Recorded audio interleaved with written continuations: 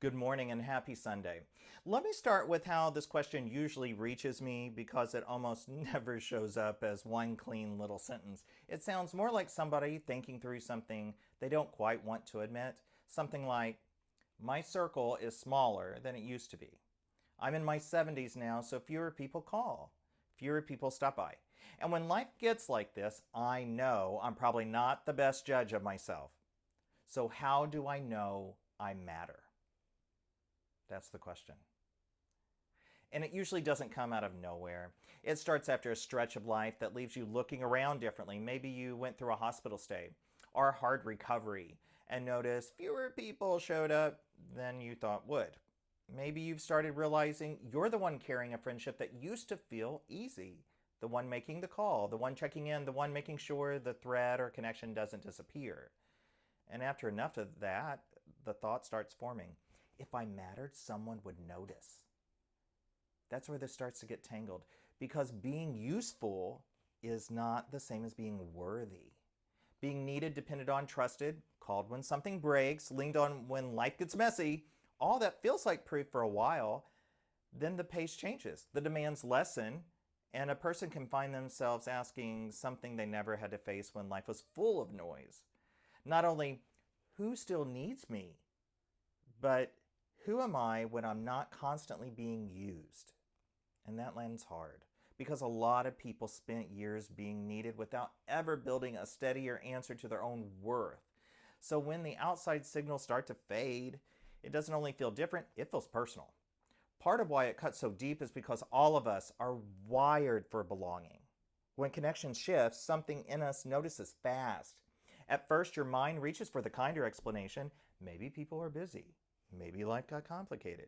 But when too much time passes, the story can turn on you before you even realize it's happening. Maybe I don't matter the way I used to. That's the part people often miss. The pain isn't only what other people did or didn't do, it's what your own mind starts doing with what's missing. And here's the uncomfortable truth underneath all of it. No one is coming to rescue you from your own self-doubt. That doesn't mean nobody cares. It means your peace can't keep living in someone else's memory, somebody else's invitation, or somebody else's attention span. If your worth depends on someone remembering to prove it to you, your peace is always going to feel shaky. And that's too fragile. So what helps when this question starts to circle? Two small shifts matter. The first is stop waiting for proof and start creating evidence. The people who get steadier with this question usually don't get there by sitting around trying to convince themselves that they matter. They give themselves somewhere to matter. They check on somebody. They bring someone soup to a neighbor. They help a church or an organization. They sit with somebody who would have spent the whole afternoon alone if nobody came by. None of that is glamorous and nobody is handing out trophies for it, but it gives your own mind something real to hold on to. I mattered there. So when tomorrow gets here, give your day one thing with purpose. Not 10, one. Make the call. Stop by. Follow through on something that lets your own mind register that your presence counted somewhere. The second shift matters just as much. When the silence gets loud, don't let it write the whole story, because it will try. You didn't get the call, you weren't invited, somebody forgot, and before you even catch yourself, your mind has filled in the rest and handed you the harshest explanation it can find. But that explanation is not always the truth. Sometimes people assume you already know how much they care. Sometimes they're clumsy with affection, and sometimes they're distracted, buried in their own lives, or simply not paying enough attention. Sometimes the hurt is sitting on top of an expectation that was never spoken clearly in the first place. That doesn't take the sting out of it. It does keep the sting from becoming the whole story.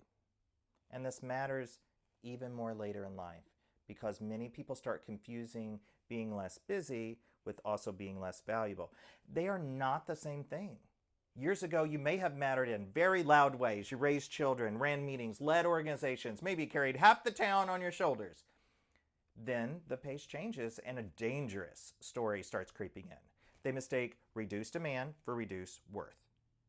There's another corner of this that stings in a bit different way. Sometimes you really are the one carrying the relationship. You send the card. You remember the birthday. You check in first. Keep it moving. And after a while, you notice something uncomfortable. You're always the one reaching out. Then the private thought lands. I guess I'm good enough to count on, but not important enough to think about. That really hurts. And once it lands, you don't have to rush in and clean it up too fast. You also don't have to let it become the final verdict. Sometimes people really are clumsy or distracted. And sometimes they assume you know what they feel and how they feel and never think to say it. So if this question has been circling in your life lately, don't answer it too quickly and don't answer it with the cruelest interpretation you can invent. A slower season does not mean your worth got smaller. It may mean the loud ways you once met have changed and now you have to trust the quieter ones.